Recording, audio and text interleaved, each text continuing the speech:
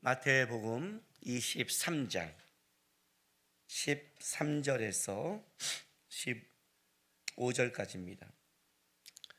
거기 14절이 없음으로 나왔으니까 제가 14절 읽으면 여러분 15절 읽으시기 바랍니다. 봉독하시기 바랍니다. 화 있을진저 외식하는 서기관들과 바리새인들이여, 너희는 천국 문을 사람들 앞에서 닫고 너희도 들어가지 않고 들어가게 하는 자도 들어가지 못하게 하는도다.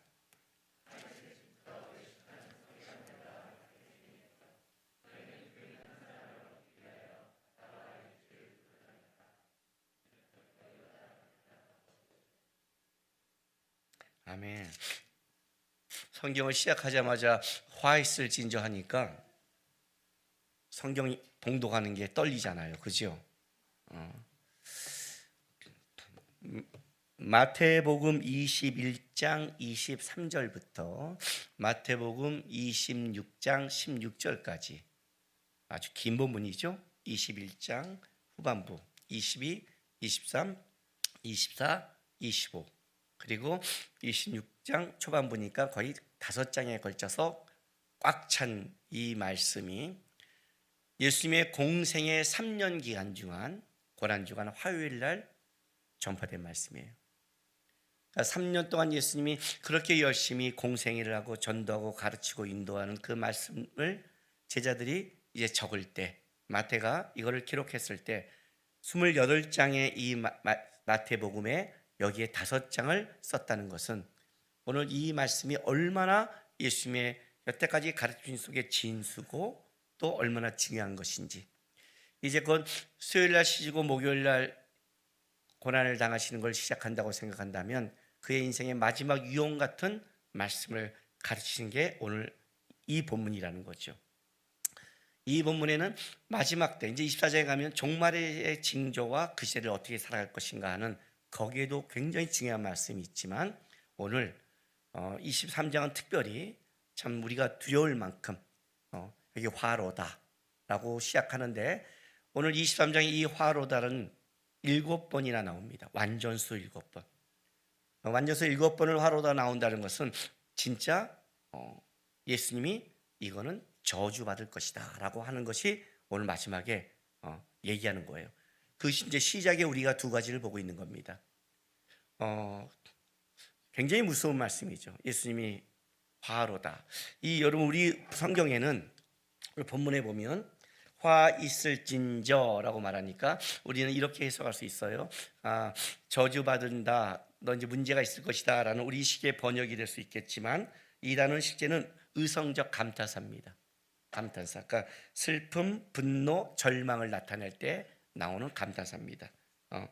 그러니까 우리가 이런 예수님께서 슬픔, 근심, 절망, 분노의 감정을 이렇게 드러내는 그런 표현이란 거죠. 먼저 예수님이 얼마나 분노하시고 절망하시고 근심하시면서 우리는 어떻게 표현할까요? 어떻게 그런 표현 있잖아요. 너 그러다 죽어 뭐라든지 어떤 그런 아주 예수님의 그 분노와 아픔이 탄성처럼 터져 나오면서 예수님께서 이런 자는 안 되는 거야, 저주받아 라고 말씀하시는 것이 오늘 이제 쭉 나오는 겁니다. 그 이제 첫 번째부터 우리가 2번째를 읽고 있는 겁니다. 오늘 제가 본문의 제목을 굉장히 많이 고민을 했습니다. 여러 가지를 적고 한 10가지를 주고 나서 정리한 게 이겁니다. 제발 이런 죄는 짓지 말자. 이러면서 이런 것부터 시작해서, 그러나 물론 가장 큰 죄라고 그런다면 우리가 예수를 믿지 않는 여러 가지가 있겠지만 주께서 마지막에 7가지의 화를 말하면서 첫 번째, 2번째를 앞에 세웠다면 저는 가장 큰 죄라고 정했습니다. 다음 주가 대강절의 시작인데 우리는 이 연말을 이제 이번 주, 다음 주, 그 다음 주를 계속 화로더만 이제 들을 것입니다. 그런데 이것을 연말을 이렇게 끝내지 마시고 마무리를 우리가 1년을 어떻게 살았던 우리가 이것만은 삶을 바꾸자 하는 마음으로 오늘 말씀에 들어가시기 바랍니다. 자, 가장 큰 죄가 어떤 죄일까요? 어떤 죄를 지은 게 가장 큰 죄일까요? 여러분 한번 생각해 보시기 바랍니다. 똑똑한 사람이 죄를 더 크게 질까요? 그렇지 않은 사람이 죄를 더 크게 질까요? 똑똑한 사람이겠죠. 능력 있는 사람이 죄를 더 크게 질까요? 무능력한 사람이 죄를 더 크게 질까요? 능력 있는 사람이겠죠. 그죠? 가진 자가 죄를 더 크게 질까요? 갖지 못한 자가 죄를 크게 질까요? 우리가 가끔 우리 어린아이들 보면 착하다고 말하지만 어린아이도 착한 게 아니죠. 어린아이는 그의 능력과 실력이 그 정도의 죄밖에 못 짓는 거죠. 그렇게 생각한다면 가진 것, 세상적으로 똑똑한 것, 우리가 흔히 말하는 축복이라고 받은 것이 축복이라고 말할 수는 없지요. 그렇죠? 제가 항상 하는 말이지만 유명한 자가 경건하지 않을 때 더 큰 벌을 받는 것이다. 차라리 무명한 자가 죄를 지면 괜찮은데 유명한 자가 죄를 질 때 더 하나님을 모독하게 만든다. 세상은 유명해야 되고 가져야 되는데 실제로 본다면 그것이 더 큰 죄를 짓고 하나님 앞에 크게 벌을 받을 수 있는 거죠. 오늘 본문에도 왜 오늘 여기서 얘기한 자가 누구냐면 바리새인과 서기관들이에요. 보세요. 13절 화있을진저 외식하는 서기관들과 바리새인들이요. 그죠? 외식하는 서기관과 바리새인. 외식하다. 세 번째 이 화있을진저 세 번째만 제외하고 6번 내내 나오는 단어가 이 단어입니다. 그들이 외식하고 있다. 위선이라고 표현하지만 이거는 쉽게 설명하면 연기하는 배우를 말합니다. 연기하는 배우는 자기가 아닌데 그 사람인 척 하잖아요. 그죠? 사람들 앞에 왔는데 사실은 아닌데 그러인 척 하는 것. 그렇게 표현하고 그렇게 사람을 속이는 것. 그런데 예수님께서 지목한 자는 누구예요? 사두개인도 아니요, 헤롯 당원도 아니요, 세리도 아니요, 당시의 죄인도 아닌 누구예요? 가장 존경받고 인정받는 서기관과 바리새인들이에요. 왜? 똑똑하고 가지고 존경받고 그 시대의 모델이 된다는 것이 어떤 면에서는 굉장히 위험한 거죠. 중심이 틀어지면 위험한 거예요. 왜 이게 이렇게 위험할까요? 왜? 예수님이 싫어하는 가장 큰 죄를 짓게 만드는 가장 위험한 자들이 가진 자들, 똑똑한 자들, 내가 보기에 정당해 보이는 자들, 그 속에서 일어나는 거예요. 그래서 여러분 한번 보세요.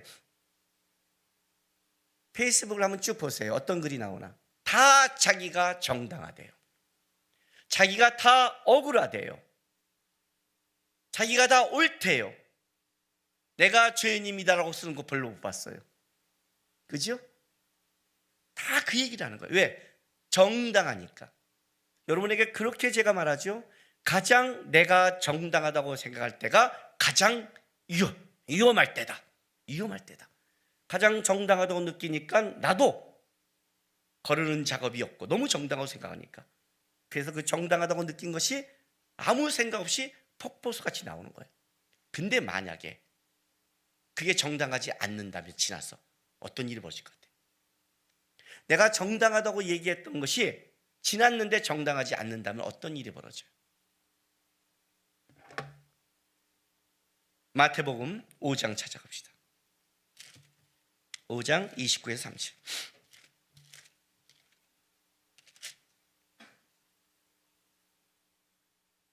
마태복음 5장 29절에서 30절 제가 봉독할게요.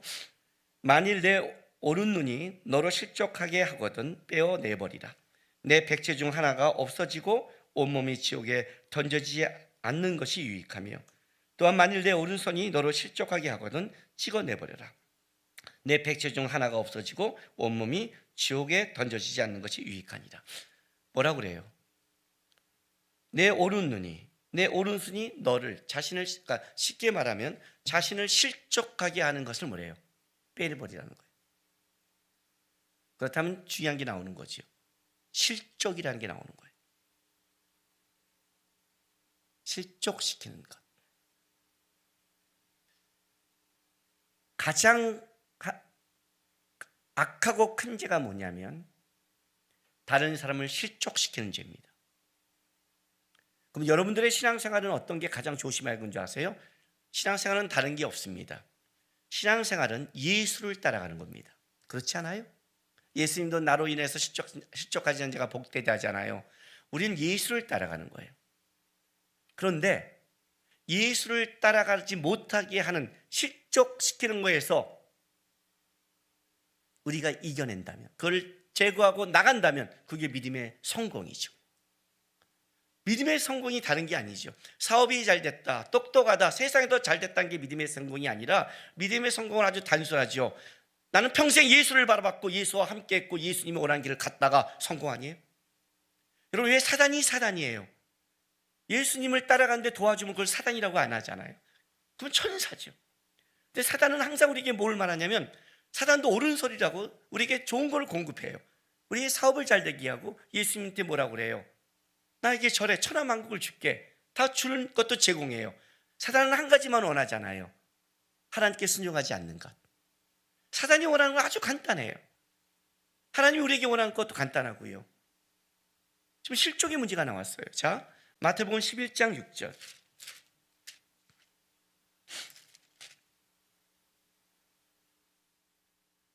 예수님이 누구든지 나로 말미암아 실족하지 아니하는 자는 복이 있도다 하시니라.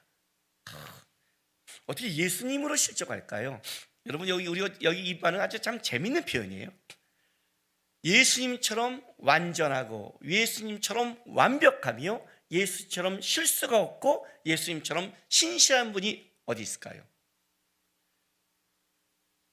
이런 완벽한 모델로 있다 할지라도 예수님으로 말미암아 실족한대요.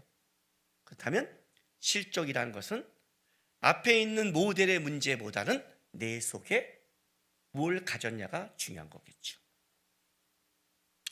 내가 원하는 것이 되지 않을 때 실족하는 거죠. 내가 바라는 것이 되지 않을 때. 아무리 내 삶이 어렵고 힘들어도 나는 예수를 따라간다 하고 예수와 가고 있다면 실족하지 않겠죠. 예수님 지금 그렇게 말하는 거예요. 그러니까 나 실족했어, 이 말이 내가 정당한 뜻이 아니죠. 저쪽이 잘못했어, 이런 뜻이 아니죠. 여러분, 사람은요 100% 온전한 사람도 없고 100% 시험에 안 드는 사람도 없어요. 우리의 모든 인생길은 우리가 누구에게 우리도 실족당하기도 하고 내가 누구를 실족시키기도 해요. 안 그래요? 그게 인간관계예요. 그게 우리 인생의 다반사예요. 오직하면 예수님께서 주기도문에 시험에 들지 않도록 기도하라고 했어요. 시험에 드는 일이 많으니까. 오늘 우리가 찬송 불렀잖아요. 죽을 일 쌓였구나. 저는 이 찬양 되게 좋아해요. 진짜. 왜? 진짜 세상에 나가보면 너무나 죽을 일이 쌓여 있어요. 근다고 다 죽지 않아요. 유혹한다고 다 유혹당하지 않아요. 시험한다고 다 시험당하지 않아요. 왜? 시험에 들지 않으면 되니까. 어떻게? 예수를 바라보고 주님의 은혜와 방법을 쌓아가면, 그래서 그렇게 가는 사람은 이겨내는 거고, 그 마음과 태도가 안 되면 무너지는 거죠. 무너지는 거예요. 예수님이 말하는 거예요. 나로 인해 실족되지 않은 자가 복이 있는 거예요. 자, 마태복음 18장 6절에서 7절 봅니다.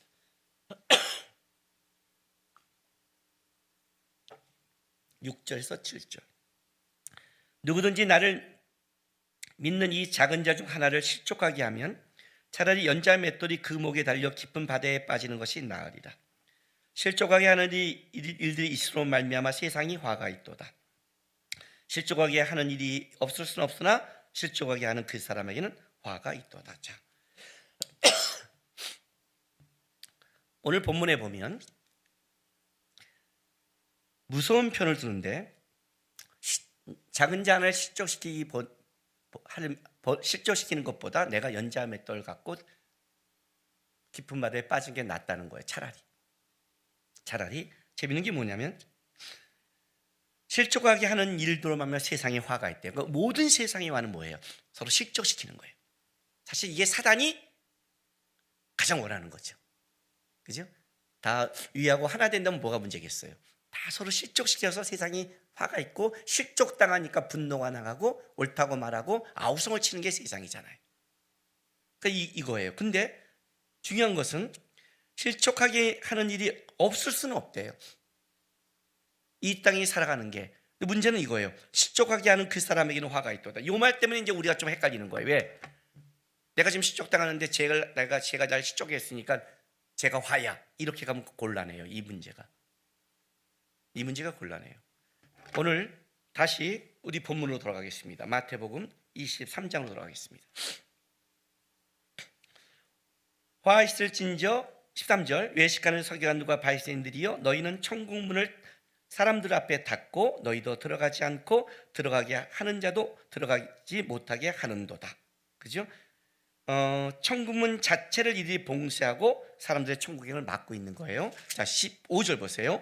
화했을진저 외식하는 서기관들과 바리새인들이여 너희는 교인 한 사람을 얻기 위하여 바다와 육지를 두루 다니다가 생기면 너희보다 배나 더 지옥자식 되게 한도다. 오늘 이 앞에 두 가지가 갖고 있는 공통점이 하나 있어요. 하나가 뭐냐면 13절은 다른 사람에게 천국문을 못 들어가게 막고 있다는 거예요. 이 사람이. 그죠?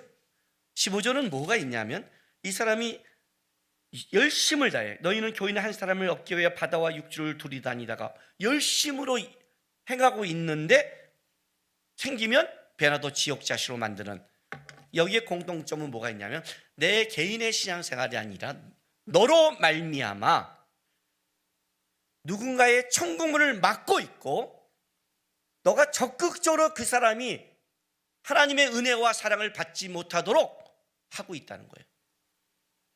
그 얘기가 지금 여기 가장 두 공통점이란 거예요. 이 문제가. 실족시킬 수는 있을 수는 없어요. 없을 수는 없어요, 우리 안에. 그런데 실족시킨 자는 화예요. 왜? 여기서는 이거예요.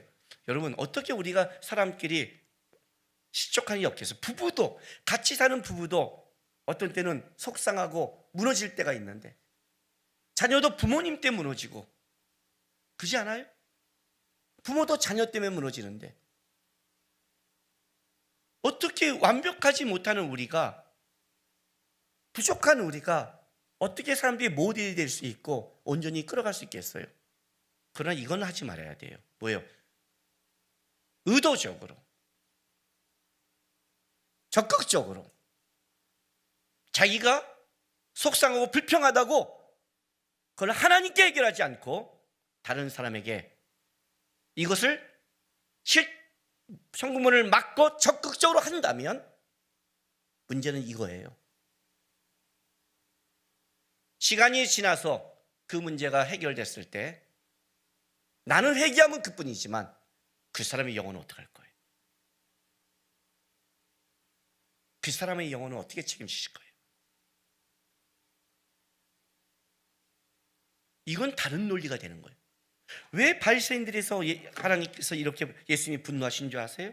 여러분, 그 23장 2절부터 앞에 12절까지 그들이 서기관과 바리새인들이 모세의 자리에 앉았으니 하면서 4절부터 7절까지 이들의 못된 점을 얘기했잖아요. 왜? 첫 번째, 이들이 뭘 했는데요? 여기 보면 4절에 무거운 짐을 묶어 뭐예요? 율법을 짐스러운 것으로 만들어 버렸잖아요. 원래 율법은 짐스러운 게 아니잖아요. 원래 율법을 하다 보면 뭘 보는 거예요? 율법은 소망, 예수께 끌어가는 거잖아요. 그잖아요. 율법은 예수께 끌어가는 거예요. 우리의 부족함, 우리의 연약함을 가지고 뭘 발견하게 하는 거예요. 그러니까 여러분이 말씀을 정확하게 자기에게 적용하면 이런 일이 벌어져요. 어떤 일? 내 안에서 영적인 어떤 일? 예수를 갈망하게 된다는 거죠. 주님, 어떻게 해야 되죠? 내 영혼이 다른 쪽의 문제로 뻗지 않는다는 거예요. 예수께 갈망하게 되는 거예요. 원래 율법은 그렇게 만드는 거예요. 그런데 얘네들은 율법을 뭐예요? 형식적으로 613개 조항을 만들 지키는 걸로 외형적으로 만들어서 지네는 슬쩍슬쩍 넘어가면서 저쪽에는 만약 무거운 걸로 짊어지고 지네는 걔네와 다른 존재로 만들어버리는, 꼭 지키는 것 같은 하나님의 말씀을, 그게 이들에게 가장 큰 문제였어요. 예수님이 분노하신 거예요. 왜? 정당해 보이잖아요, 이들이. 차라리 사두개인이나 헤롯 왕 같으면 정당하다고 말을 못하잖아요. 로마에 붙었고 세상적인 성전을 장사의 치로 만들었는데 바리새인은 얘기가 좀 다르거든요. 두 번째는 요 뒤에 봤더니 높은 자리에 앉고 계속 얘기가 나오죠. 뭔지 아세요? 이들이 율법을 나쁘게 사용했어요. 어떻게?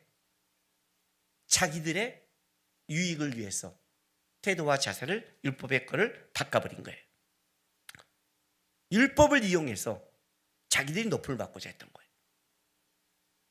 자기들이 율법을 가지고 예수가 높아져야 되는데, 자기네도 그 문제를 정직하게 나가야 되는데, 여러분, 예수님 앞에 온 부자 청년은 슬피 흘려 돌아갔지만 적어도 그 사람은 내면에 정직했어요. 내면에 정직했다고요. 내가 이걸 지켜봤는데 안 됩니다, 선생님. 그죠?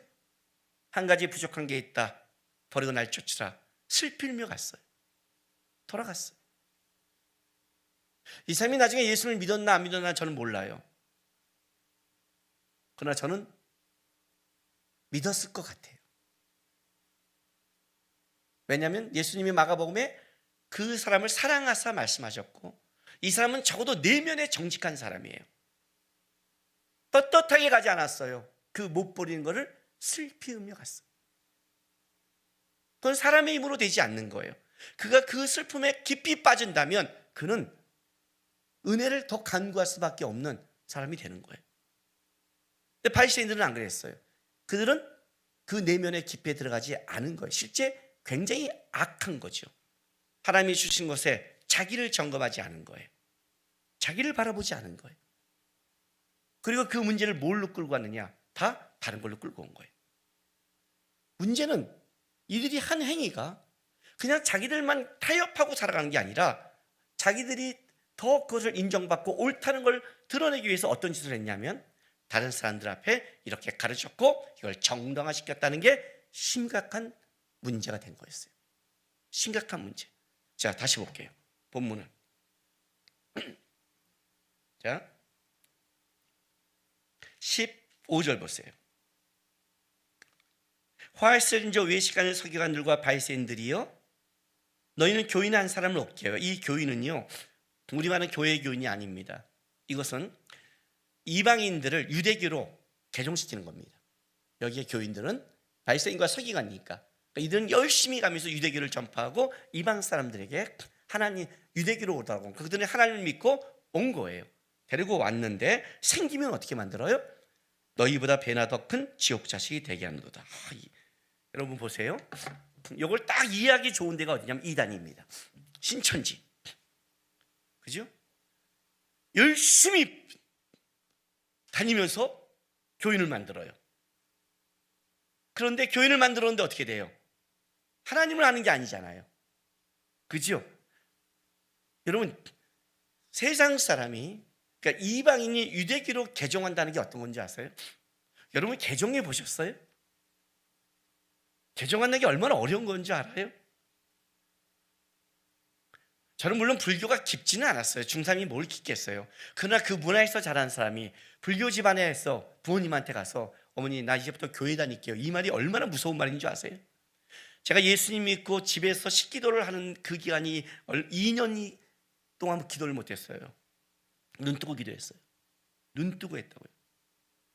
개종한다는 게 어떤 건 줄 아세요? 어떤 결단을 해야 되는 줄 아세요? 어떤 때 집과 싸워야 되고 쫓겨나야 되고 어떤 제사를 안 드리는 이런 게 어떻게 얼마나 어려운 줄 아세요? 제사 문제는 10년 이상 싸웠어요. 그렇게 왔는데, 그렇게 어렵게 왔는데 왔더니 이단이야. 더 나쁜 거였어. 나쁜 새끼들 아니에요?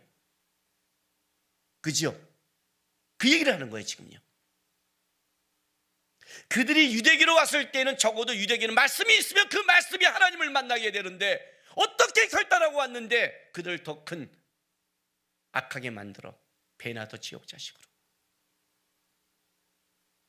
그 얘기를 하는 거예요. 예수님이 통탄하신 거예요. 분노하신 거예요.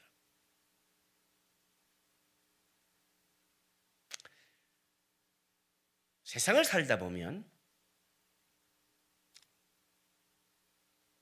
칭찬받을 일을 할 때가 있어요. 잘할 때가 있어요. 성공할 때가 있어요. 그 사람은 기뻐하고 모든 사람이 칭찬하죠. 이건 누구나 할 수 있는 거예요. 세상을 살다 보면 잘못하고 책망받을 때가 있어요. 그러면 어떻게 돼요? 누구나 회개하고 누구나 잘못했다고 그래요. 그렇죠? 정상적일 때 세상 사람이든 교인이든. 그런데 세상을 살다 보면 억울한 일을 당할 때가 있어요. 내가 옳은데. 그래서 억울하다고 말을 해요. 그러면 그게 세상 사람과 뭐가 다를까요? 거기서 달라지는 거예요. 그렇지 않아요? 아니 내가 세상 사람이냐고 내가 보기에 좋은 일 했고 착한 일 했고 훌륭한 일 해서 사람들이 다 말을 해요. 훌륭했어요. 감사합니다. 하나님의 영광입니다. 이렇게까지는 할 수 있겠지, 그죠? 어쨌든 감사합니다. 누구나 그거는 누가 보기에도 실수를 했어요. 잘못했어요.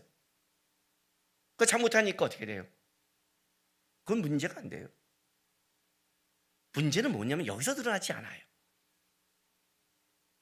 바리새인과 서기관들이 차라리 그렇게 했다면, 세리 같았다면 예수님이 이렇게 화내지 않았어요. 그거는 징계하면 되고 고치면 되고 저것은 누구나 보기에 잘못했으니까 세우면 되는 거예요. 가장 위험하고 가장 예수님이 낙심하게, 낭망하게, 통탄하게 말하는 것은 뭐예요? 자기가 바리새인과 서기관처럼 옳다고 증명하면서 진짜는 아닌 거예요. 그건 어디서 드러나냐? 억울할 때 드러나요. 억울할 때. 그래서 신앙은 원통하고 억울할 때를 보면 그 신앙이 나오는 거예요. 그게 다윗이에요. 억울하고 원통한데 어떻게 행동해요? 그게 모세예요. 아론과 미디엄의 때 어떻게 해요, 여러분? 그가 하나님의 두려움이 있냐 없냐를 점검 갖춰드릴까요? 그가 어떤 말을 하거나 어떤 행동을 할 때 하나님 앞에서 두려움을 갖고 있느냐 없냐가 굉장히 중요해요. 억울하고 원통한 일을 당할 때 얘기하지 말라는 게 아니에요. 믿을만한 사람한테 또 나눌 수 있겠죠. 옛날에 박영선 목사님이 이런 말씀을 했어요. 나를 믿고 어떤 사람이 억울한 일을 얘기할 수 있다. 그러나 그걸 전하는 순간부터 걔는 사단이 된다. 왜? 누군가 하나 실족하면 그건 어떻게 책임지는 거예요? 여러분이 어떤 거를 원통함을 나누고 싶을 때 누구한테 나눠야 되냐면 진짜 믿음의 사람, 여러분을 기도해 주고 조언해 줄 사람한테 나눌 수는 있지만 영적 나팔이 돼서 이게 이 옆에 있는 사람이 신앙이 성숙한지 아닌지 아무것도 모르고 퍼뜨렸다가 걔가 실족해버리면, 걔를 하나님께 오는 걸 막아버리면 그 죄는 엄청난 죄가 되는 거죠. 그게 사단이 하는 일들이니까. 여러분 뭘 조심해야 되는지 신앙생활에? 신앙생활에 가장 조심할 게 뭔지 아세요? 신앙생활은 눈과 귀의 싸움이에요. 베드로후서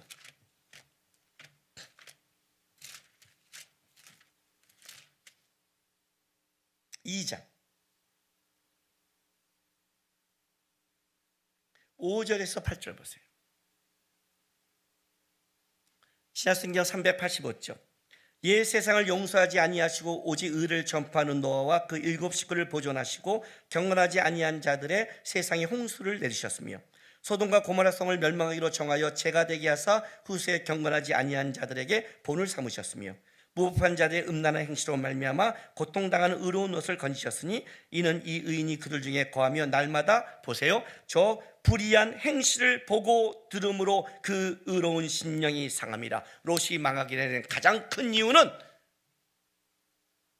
불의한 것을 보고 들음으로 상하는 거예요. 어떤 얘기가 들렸을 때 그 얘기가 내가 주님을 따라가는 신앙을 낭망시키는 얘기라면 끊어야 돼요. 듣지 말아야 돼요. 듣지 말아야 돼요, 여러분. 그 말한 자도 조심해야 돼요. 말했잖아요. 나중에 지나서 내가 잘못했던 걸 알면 나는 돌아오면 되지만 그걸 들어 실족한 사람의 영혼은 어떻게 책임질 거냐고요. 이게 두려워서 사람은, 두려움이라는 것은 내가 말하고 억울함이 진짜 이것이 혹시 내 속에서 내면에서 잘못된 나웃한 걸 모르기 때문에 이것 때문에 하나님 앞에 점검하는 것이지, 이것 때문에 기도하는 거예요. 왜 그렇게 없겠어요? 신앙의 싸움이 뭔데요? 이게 신앙의 싸움이 이거예요. 오직 의를 전파하는 노아래요. 노아가 뭘 했는데? 전도했어요? 방주 만들었어요. 하나님의 말씀을 따라가는 싸움을 했어요. 사람들에게 바보 소리는 안 들었을까요? 미련한 소리는 안 들었을까요? 그거 증명하는 거 아니에요. 이걸 두려워야 돼요. 우리는 실족시킬 수 없을 수 없어요. 왜? 부족해요. 다. 내가 아무리 그 길을 바른 길을 간다 할지라도 지혜와 실력과 부족하기 때문에 만족할 수 없어요, 모두가. 그러나 그의 마음은 뭐예요? 그걸 증명하려고 싸우면 안 된다는 거죠. 신앙의 증명은 예수를 따라가는 걸로 증명해야 돼요. 하나님 앞에 서는 걸로 증명하는 거라고요. 그 모습이 아니면 길을 닫아야 되는데 멍청한 것들이 그 얘기를 들으면서 같이 따라가는 그 멍청함이, 영적 무지와 멍청함이 있는 거예요. 예수의 말씀을 듣고 예수를 따라가기도 어렵고 힘든 시절인데, 신앙생활 안 해봤어요?